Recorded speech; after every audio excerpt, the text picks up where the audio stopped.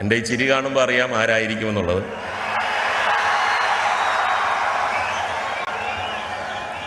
ഞാനും മമ്മൂക്കയും ഒരുപാട് സ്ക്രിപ്റ്റുകൾ കൈകാര്യം ചെയ്തിട്ടുള്ളവരാണ്. ഒരുപാട് സ്ക്രിപ്റ്റുകൾ വായിക്കുകയും ഒരുപാട് സ്ക്രിപ്റ്റുകൾ വേണ്ടാന്ന് വെക്കുകയൊക്കെ ചെയ്തിട്ടുള്ളതാണ്.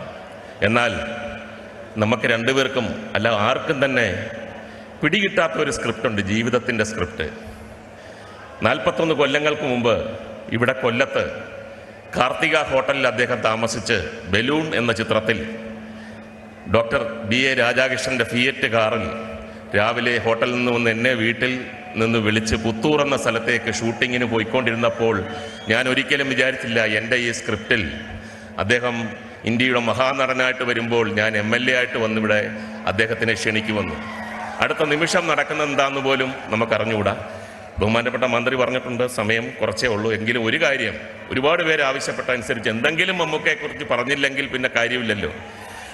ഒരുപാട് കാര്യങ്ങളുണ്ടെങ്കിലും ശ്രീനിവാസൻ ഒരിക്കൽ പറഞ്ഞിട്ടുണ്ട്, കടലിൽ മമ്മൂട്ടിയെ നോക്കിയിരുന്നാൽ ബോറടിക്കത്തില്ലെന്ന്. രണ്ടുപേരും ഫുൾ ടൈം എനർജിയാണ്. കടലിനും എനർജിയാണ്, മമ്മൂക്കയ്ക്കും എനർജിയാണ്. നായർ സാബ് എന്ന ചിത്രത്തിൽ അഭിനയിക്കാൻ വേണ്ടി ഞങ്ങൾ കാശ്മീർ പോയപ്പോൾ അവിടെ അദ്ദേഹം ഓഫീസറും ഞങ്ങൾ 9 കമാൻഡോസുമാണ്.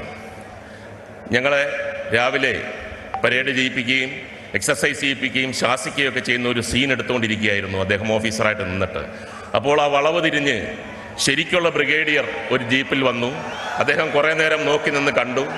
എന്നിട്ട് അകത്ത് പോയിട്ട് മമ്മൂക്ക അവിടെ ചെന്നപ്പോൾ അദ്ദേഹം, ഞാൻ തൊട്ട് ബാക്കിൽ നിൽക്കുകയാണ്, അദ്ദേഹം പറഞ്ഞു, മിസ്റ്റർ മമ്മൂട്ടി, നിങ്ങൾ പരേഡ് ചെയ്യുന്ന ആളല്ല, എക്സസൈസ് ചെയ്യുന്ന ആളല്ല, എന്നാൽ ഞങ്ങളുടെ റെജിമെൻറ്റിൽ, എന്നിട്ട് വളരെ സാവകാശം ചെവിയിൽ പറഞ്ഞു, നിങ്ങളെപ്പോലെ സുമുഖനായ, നിങ്ങളെപ്പോലെ എനർജറ്റിക് ആയിട്ടുള്ള, നിങ്ങളെപ്പോലെ ശബ്ദഗാംഭീര്യമുള്ള ഒരു ഓഫീസറില്ല.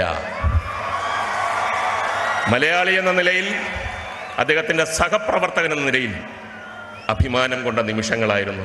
ഏറെ സന്തോഷത്തോടെയും അഭിമാനത്തോടെയും അദ്ദേഹത്തെ കൊല്ലത്തേക്ക് ക്ഷണിക്കുന്നു. മമ്മൂക്ക, പ്ലീസ്.